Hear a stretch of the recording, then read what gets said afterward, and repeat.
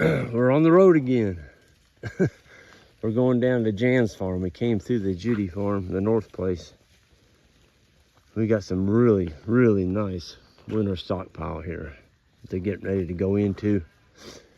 And it's really, really, really dry. I've got ponds. We still got water. There's a fall cabin right there. She's coming in heat. We got several ponds that are down probably 3 foot. And we actually put in a water crossing with some rock. Oh, it was 2 months ago. It was a culvert that was being washed out. So we took the culvert out and put in rock. And we haven't had a rain yet to try out if our rock crossing is going to work or not. We just haven't had any rain. In other words, no rain to write home about. Just little sprinkles here and there. But you know what? We got the rain the end of September, 1st of October. And I thought, well, it's too late. We're not going to grow any grass. Well, I was wrong. We've had... Come on, girls. Woo! Yeah! Got one cow that went into the paddock. Oh, here comes some more. They like what they found up there. I bet there's nuts. They found a bunch of nuts. That's what it is. Underneath that big oak tree over there. They're cleaning up the nuts. Come on, horns. There's our lead cow, one of them. But, yeah. Anyway, we grew some grass because we've got,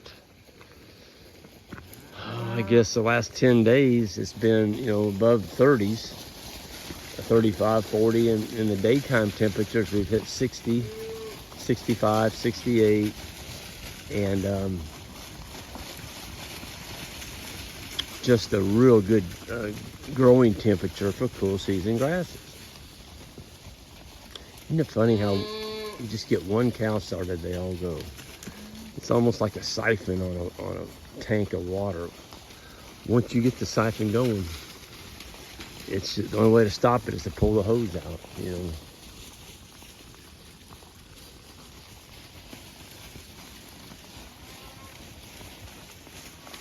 But I'm liking this temperature, It's got quite a few neighbors around us. They're feeding hay. And the ones that are feeding hay do zero rotation. They don't rotate animals. They just give them the whole farm. And so they've been feeding hay now for a couple of weeks. And, you start feeding hay in the middle of November and you don't get grass tall enough to graze to the middle of April. That's December, January, February, March. That's 5 months of hay feeding. Yeah. So, got our four-wheeler set up with our jumper on it. That's our fence jumper. We sell those on our website. They work really, really good on four-wheelers. It allows you to drive over the wire without getting off your four-wheeler. So when you're putting in poly like we do every day, it is a game changer. It really is.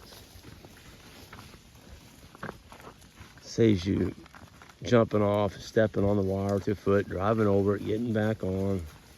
It just, yeah, it's not the best.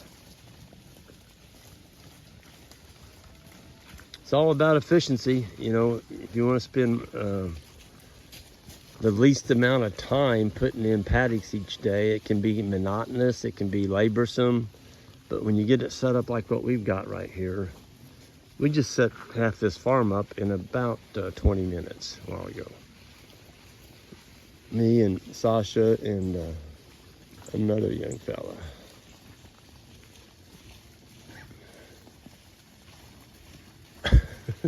There's a calf sucking on that cow up there by that mailbox. She's trying to eat, and the calf is sucking on her. But Mom ain't had breakfast.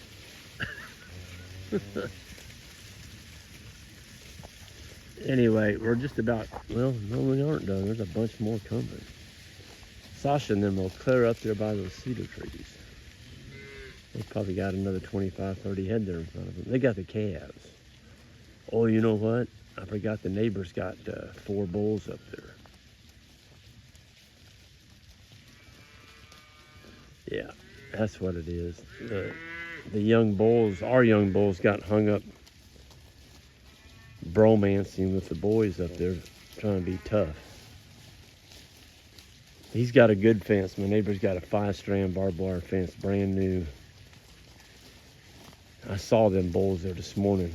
I'm like, yeah, that could be an issue, but it wasn't. It hasn't been yet. Yeah, our cows. The only cows that would be in heat would be those fall calvers.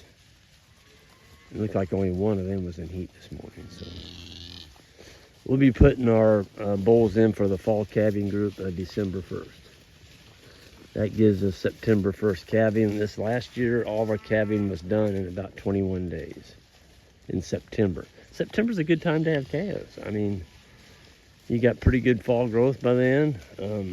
You don't have the fescue seed heads for toxicity. The flies are all gone. Very, very low humidity. You don't have the heat to deal with. In the September, folks, you still got September, October, November. You got 90 days for these little guys. These are all fall calves right here.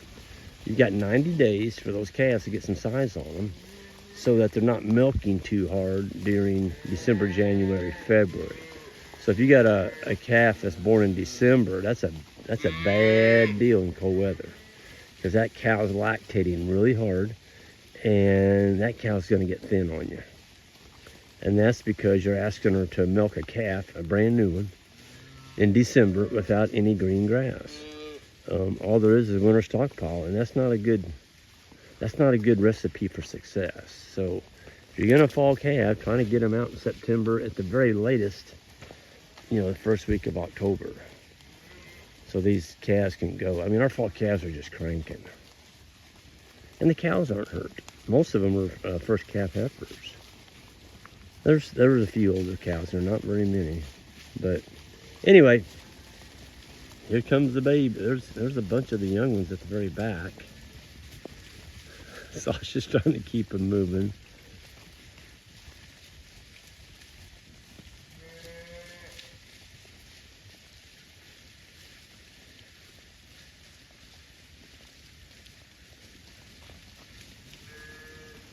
Yeah, here they come. I don't see any black bulls in the group, which is a good sign.